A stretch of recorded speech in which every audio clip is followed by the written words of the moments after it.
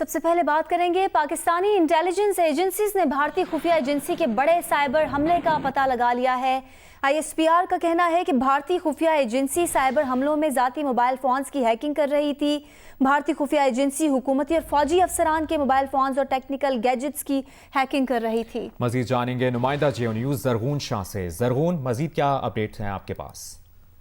جی بالکل، ISPR کی طرف سے جاری اعلامیے میں کہا گیا ہے کہ پاکستان کی انٹیلیجنس ایجنسی نے بھارتی خفیہ ایجنسیز کے بڑے سائبر حملے کا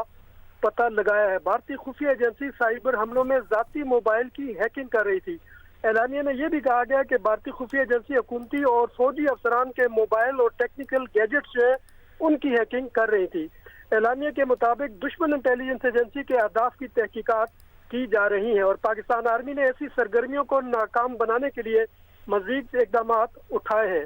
اعلامیے میں یہ بھی کہا گیا ہے کہ ان اقدامات میں سائبر سیکیورٹی SOPs کی خلاف ورزی کرنے والوں کے خلاف جو ہے وہ کارروائی شامل ہے اور مختلف ڈپارٹمنٹس اور انسٹیٹیوشن کو ایک ایڈوائزری جاری کی گئی ہے کہ وہ اپنے SOPs پہ عمل درآمد کو سختی سے یقینی بنائیں۔ جی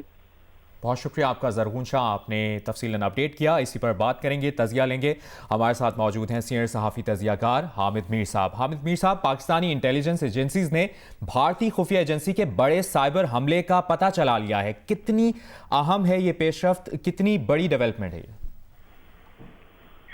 یہ جو سائبر تھریٹ ہے اس کے بارے میں کافی عرصے سے صرف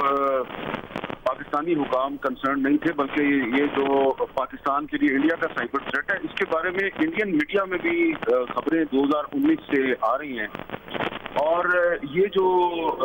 انڈین میڈیا کی رپورٹس ہیں اگر ہم انہی کو سامنے رکھیں تو یہ پتہ چلتا ہے کہ 2019 میں بھی کچھ سینئر پاکستانی حکام جو ہیں ان کے جو موبائل فونز اور آئی فونز ہیں ان کو ہیک کرنے کی کوشش کی گئی تھی، ان کی ای میل اکاؤنٹس کو ہیک کرنے کی کوشش کی گئی، اور کچھ جو پاکستان کے جو سیاسی رہنما ہیں ان کے جو ٹویٹر اکاؤنٹس ہیں ان کو بھی ہیک کرنے کی کوشش کی گئی تھی۔ اس سلسلے میں جو میرے پاس انفارمیشن ہے وہ یہ ہے کہ یہ جب سے انڈین گورنمنٹ اور اسرائیلی گورنمنٹ کے درمیان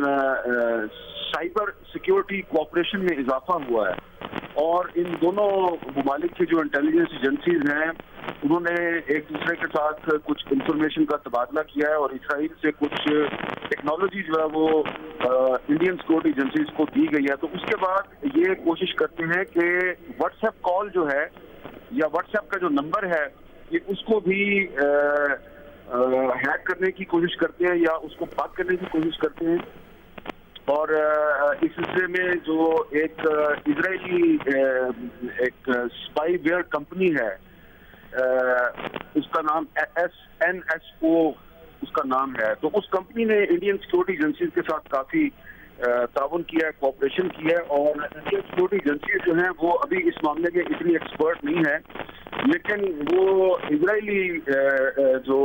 ایک کمپنی ہے اس کی مدد کے ساتھ وہ پاکستان کی جو مختلف اہم شخصیات ہیں اور جو اہم ادارے ہیں تو ان کی ویب سائٹس اور اہم شخصیات کے جو ای میل اکاؤنٹس اور ان کا جو واٹس ایپ نمبر ہے یہ اس کو اٹیک کرنے کی کوشش کر رہے ہیں، لیکن ابھی ان کی کوشش کامیاب نہیں ہوئی۔ اس طرح کی ایک کوشش کے بارے میں پچھلے سال بھی پتہ چلا تھا اور اب اس سال ایک اور کوشش کا پتہ چلا ہے، لیکن ابھی وہ منصوبہ اس پر عمل درآمد نہیں ہوا کہ اس کا پتہ چل گیا۔ تو اس سلسلے میں پاکستان کی جو تمام اہم سیکیورٹی آفیشلز اور جو اہم